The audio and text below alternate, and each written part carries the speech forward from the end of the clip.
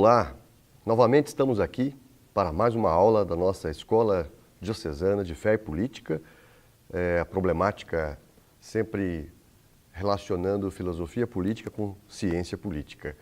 E hoje uma tarefa difícil, mas não é impossível, apresentar para você, que está aí nos acompanhando, uma problemática que diz respeito ao filósofo Nietzsche e estabelecer com as suas ideias uma atualização do seu pensamento com autores contemporâneos como Vátimo, como Agamben, dois grandes filósofos nietzscheanos ainda vivos. E, de alguma forma, relacionar isso com a espiritualidade, relacionar isso com uma nova forma de pensar a religião, uma nova forma de pensar a própria sociedade. Eu sei que há muito preconceito com algumas obras nietzscheanas e sei que talvez isso se deve ao fato de elas não serem devidamente compreendidas. E hoje a minha responsabilidade, então, é retirar de Nietzsche aquilo que pode ser positivo para nós, aquilo que possa agregar valor à nossa fala, ao nosso posicionamento, frente aos problemas que o Brasil está vivendo, frente aos problemas até mundiais.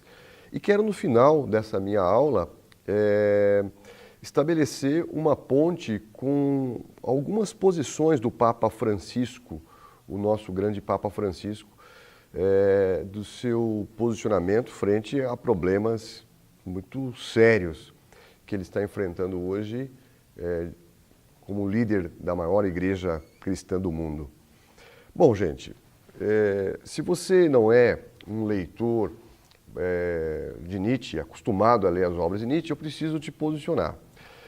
Nietzsche morreu em 1900. Grande parte das publicações de Nietzsche se dá naquele período de 1865 até 1882, aproximadamente. Depois ele fica doente e acaba realmente falecendo em 1900. E deixa algumas obras, inclusive, incompletas. Não é pouco hoje o número de filósofos que estudam Nietzsche. Nietzsche está no cinema, Nietzsche está na literatura, Nietzsche está nas escolas, Nietzsche está nas instituições, evidentemente Nietzsche está até nas igrejas. Eu sei que é controvertido dizer isso, porque o senso comum costuma pinçar uma frase polêmica de Nietzsche e a fazer seus julgamentos, suas considerações. A famosa frase, né, a morte de Deus. Na verdade, Nietzsche jamais quis dizer exatamente isso que muitas pessoas entenderam. Nietzsche fala da morte de um pensamento, de um paradigma, a morte de um posicionamento sendo substituído por um outro posicionamento. Nietzsche chama isso de uma secularização, uma abertura, uma possibilidade. Mas eu já vou tratar disso com mais calma a seguir. Bom, algumas obras polêmicas de Nietzsche. O Crepúsculo dos Ídolos, a Genealogia da Moral, Humano Demasiado Humano, Nascimento da Tragédia, Gaia Ciência, enfim, Et Homo, uma obra que ele escreve sobre si mesmo, né? E é importante pensar que Nietzsche não tinha uma teoria própria, não tinha um projeto próprio de filosofia. Ele muito mais critica a tradição filosófica, critica Platão, critica Sócrates, critica a tradição filosófica, né? Critica essa forma de pensar muito linear. E Nietzsche é provocativo. Ele inaugura uma forma de pensar muito original. Ele estabelece aquilo que nós chamamos de o procedimento genealógico. Nietzsche trabalha muito os conceitos. Por ser filólogo, por ter estudado muitas línguas universais, ele começa a perceber que em determinada cultura esse conceito é diferente do conceito de uma outra cultura. E aí ele abre uma discussão sobre o relativismo e principalmente sobre o niilismo. Nietzsche começa a discutir e ele faz a seguinte pergunta: qual é o fundamento dos fundamentos? Ou trocando por miúdos, qual é o valor dos valores? E aí ele começa a colocar em xeque alguns valores ocidentais, sobretudo porque ele concebe a tese de que Platão e Aristóteles teriam levado a humanidade a raciocinar de uma única maneira. Digamos assim, que Platão e Aristóteles, ou seja, a tradição filosófica ou a filosofia clássica, teria imposto na humanidade uma única forma de interpretar, tá? Não permitindo mais a liberdade de posições, não permitindo mais a autonomia humana, não permitindo mais a horizontalidade, né? Permitindo sim aquilo que Nietzsche vai chamar de uma grande verticalidade, uma coisa do alto, uma coisa imposta. E de que maneira que ele critica o pensamento platônico, né? De que Platão teria inventado o inteligível, o transcendental, o incorpóreo, o sobrenatural. Hort vai dizer isso, inclusive, o filósofo norte-americano Hort, né? De que as religiões estavam em crise ali em Atenas, e Platão entende de que é necessário defender esse tipo de pensamento que estava em baixa, que estava em declínio, que não vivia um bom momento. E daí ele turbina o discurso do inteligível, do transcendental, do sobrenatural, do incorpóreo, ou do metafísico, digamos assim. Então, para Nietzsche, Platão teria cometido um estelionato, levado a humanidade, né, sobretudo na Idade Média, depois o mundo moderno, a pensar de uma única forma, por um único ângulo, por um único viés. O que Nietzsche pretende? Mostrar que existem outras posições, outras formas de pensar, outras interpretações, de que a verdade não é absoluta, de que a verdade é uma metáfora, de que a verdade depende de horizontes linguísticos, e todos nós temos horizontes linguísticos muito próprios e, portanto, formas de pensar e de interpretar muito próprios. Bom, Nietzsche, então, combate esse pensamento platônico, né? E de onde Nietzsche se alimenta? Nietzsche lê Schopenhauer, um filósofo que antecede Nietzsche. O livro é O Mundo como Vontade e Representação, né? Nietzsche fica impressionado com esse livro porque esse livro traz um antagonismo de duas posições, né? O conceito e a vontade. Ou seja, o pensamento, a razão, né? O logos e o instinto. E é claro que por detrás desse pensamento de Schopenhauer, né, estão as ideias antagônicas de dois deuses gregos, né? Apolo, a razão, e Dionísio, a vontade. Apolo, a luz, e Dionísio, as trevas. Apolo, a razão, o inteligível, né? O certo, o correto, a harmonia, o equilíbrio, e Dionísio justamente o oposto, justamente o antagônico. Nietzsche concebe em Dionísio a vida, a sensibilidade, a paixão, o cheiro, enfim, tudo aquilo que era condenado, né, Nietzsche vê com bons olhos. Então, o que é o método genealógico de Nietzsche? Como ele, então, acredita que os conceitos existentes na modernidade são conceitos construídos com alguns propósitos, com alguns interesses, Nietzsche quer, então, pensar o contrário desses valores, né? Nietzsche inaugura, então, o que ele vai chamar de transvaloração. Ou seja, tudo aquilo que Platão defendia, Nietzsche não vai defender. E tudo aquilo que Nietzsche vai defender é o oposto do pensamento platônico, né? É o inverso, é o avesso, é o contraponto. E aí é que está a grande sacada de Nietzsche, né? O que Nietzsche quer com isso? Quer só demolir, quer só destruir, quer só negar, como um bom nihilista, né? Negar os fundamentos? Não, Nietzsche quer provocar a gente, ele quer provocar uma reação em mim e em você.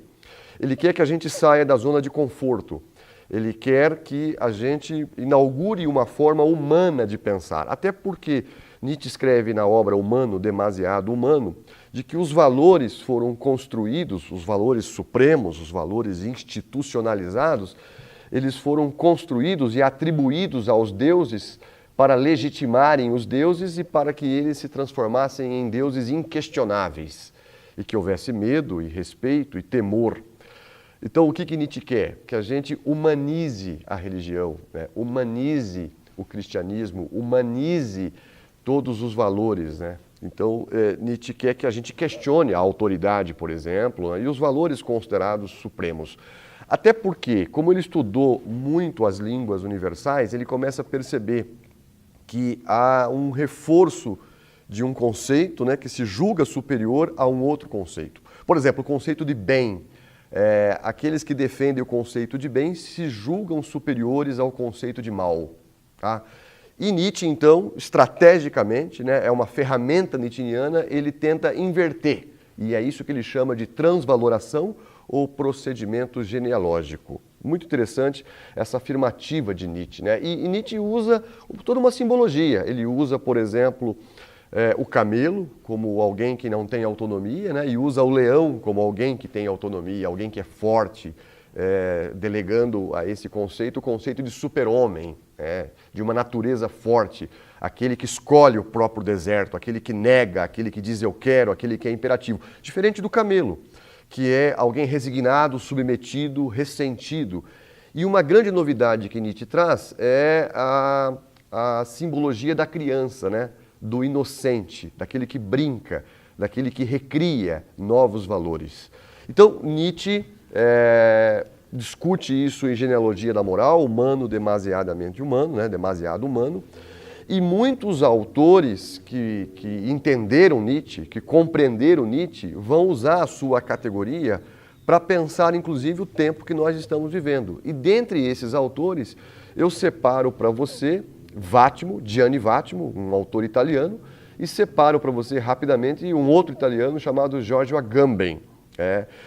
Vattimo, por exemplo, é um dos poucos filósofos que, usando a categoria nietzscheana, tenta compreender o tempo presente, aquilo que nós chamamos hoje de pós-modernidade, ou de modernidade tardia, ou de modernidade líquida, segundo a categoria de Bauman. E qual é a novidade que o Vattimo traz, né? O Vattimo estudou Nietzsche e estudou quem estudou Nietzsche, no caso Heidegger, no caso Foucault, por exemplo, Walter Benjamin, inclusive. E o Vattimo traz uma grande novidade, que é a concretização do procedimento genealógico de Nietzsche. Ou seja, tudo aquilo que fora considerado forte, Vattimo começa a dar uma nova interpretação. Será que é forte mesmo? E aquilo que foi desconsiderado, aquilo que foi marginalizado, aquilo que foi deixado para a periferia, será que é fraco? Será que é fraco mesmo? Então, o Vattimo, usando a categoria de Nietzsche, começa também a inverter, a buscar o avesso. O forte não é tão forte e o fraco não é fraco, certo? E ele escreve a partir daí um livro, né, chamado O Pensamento Débil, em tradução para a língua portuguesa, ou O Pensamento Fraco. Eu gostaria de comentar um pouco esse material do Vattimo, né, e que ele se inspira na obra Humano, Demasiado Humano, de Nietzsche, né, porque Nietzsche faz um elogio ao erro. É muito bom experimentar coisas novas, mesmo que eu não saiba que coisas novas são essas, né? Do que apenas ficar vivendo uma vida inautêntica, numa expressão heideggeriana, né? Então, o Nietzsche defende a filosofia da errância, a filosofia da abertura, a filosofia da aproximação, de que não há uma verdade cristalizada, que ela depende de uma interpretação ou de uma reinterpretação. E o Vattimo vai nesse nicho aí, né? Vattimo, ao ler Nietzsche criticando a modernidade, ao ler Benjamin criticando a modernidade, né, ele também critica hoje alguns elementos da pós-modernidade, certo?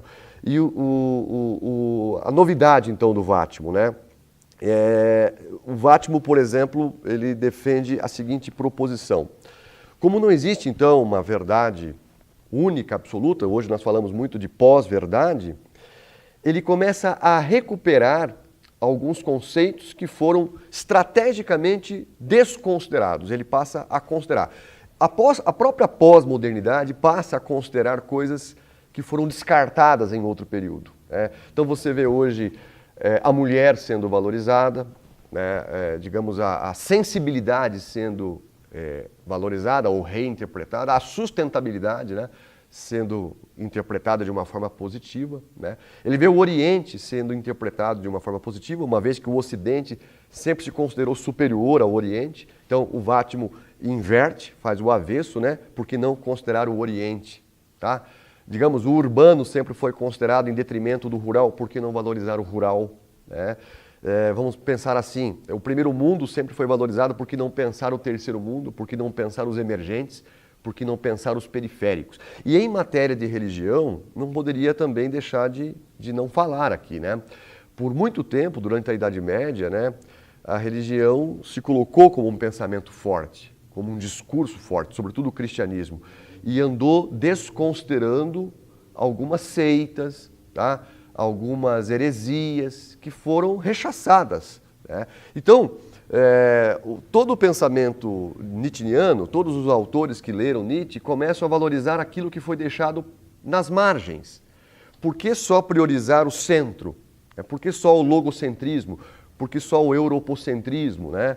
Por que não dar importância para elementos que foram deixados de lado, que foram menosprezados? É aí então que o Whatmough inaugura a possibilidade de valorizar o pensamento forte, o pensamento fraco, e não só grandes narrativas, grandes eventos.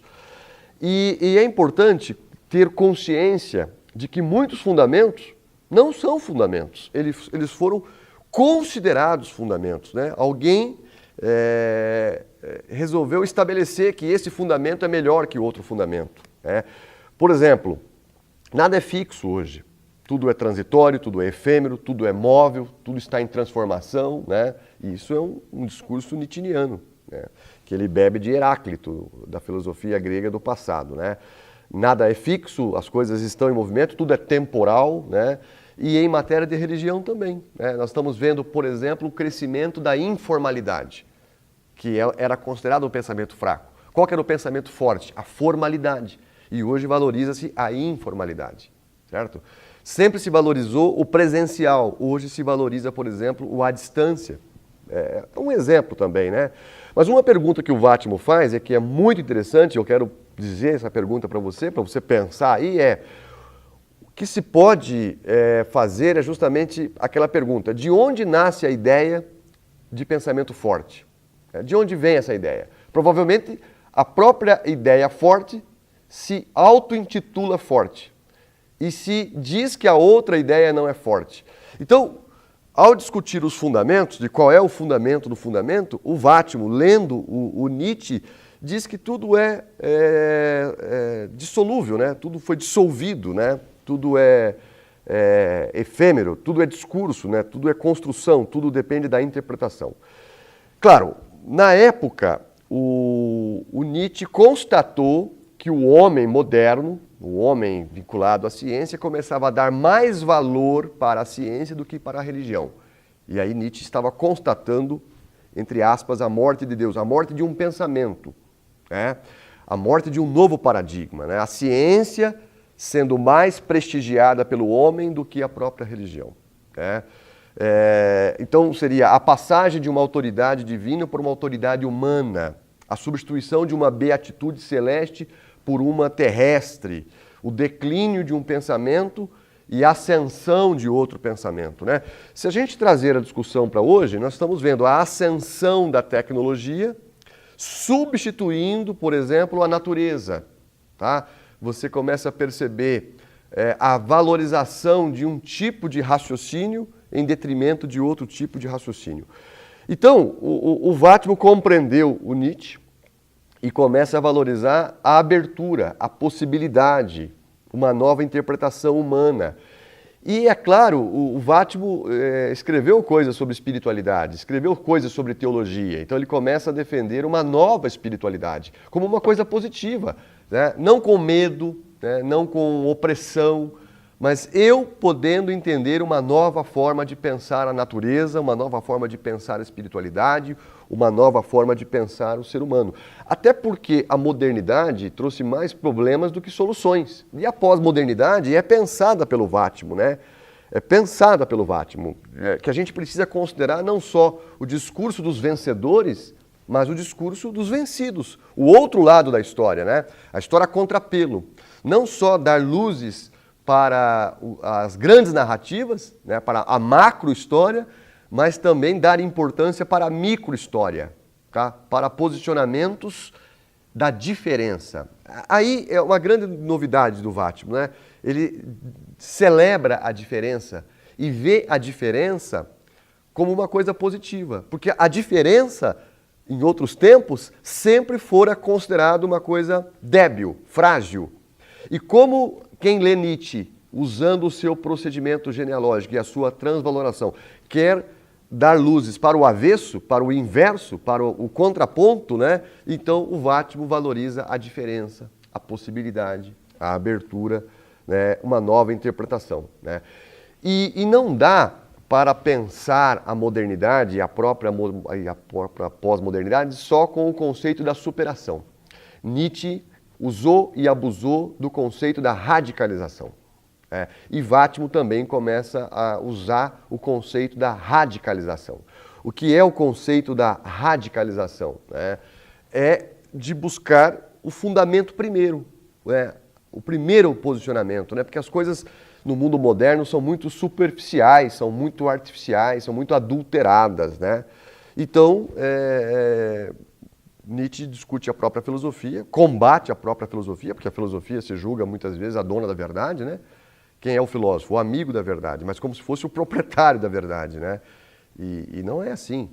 Não deveria ser assim, segundo Nietzsche e segundo seus comentadores e seus intérpretes, Vátimo diz que o pensamento do ser fraco precisa fazer com que o homem do centro role para a periferia, considere elementos que foram marginalizados, mesmo que isso seja uma incógnita, Mas, professor, você vai trocar o certo por uma possibilidade? Quem leu Nietzsche compreendeu assim, é melhor a nova possibilidade do que a mesmice do óbvio, daquilo que já existe, daquilo que eu já sei. Então, defende-se novos fundamentos, novas possibilidades. E é isso que é a grande sacada do pensamento frágil, do pensamento débil, que o Vátimo está elogiando, está enaltecendo. Então, a grande novidade é pensar a diferença. É dissolver tudo aquilo que é lógico, tudo aquilo que é tese, tudo aquilo que é síntese, tudo aquilo que é totalidade. Vamos pensar os fragmentos, vamos pensar as brechas, as lacunas, os hiatos, os flancos, e não pensar a totalização. Digamos assim, segundo o Vátimo, o pensamento forte fracassou, o pensamento forte está em crise, o pensamento forte está em declínio. Está havendo, então, a morte do pensamento forte e a ascensão do pensamento considerado frágil, mas que, na verdade, nunca foi frágil, Fora considerado frágil. E o Agamben, que é o segundo autor, já indo para as considerações finais, ele também compreendeu essa transvaloração do Nietzsche e também está disposto, a pensar essa inversão, esse avesso. E o Agamben recupera o pensamento da antiguidade, sobretudo o pensamento romano, onde apenas algumas pessoas tinham acesso à religião, só os sacerdotes. Apenas algumas pessoas privilegiadas tinham acesso à política, no caso, os senadores romanos. Apenas algumas pessoas tinham acesso ao capital, que eram os notáveis, os que tinham bens nobiliárquicos, patrimoniais. Apenas algumas pessoas tinham acesso à educação, que era uma coisa muito exclusivista, muito particularizada, que não era democratizada. Então, o que o Agamben, entendendo Nietzsche, faz?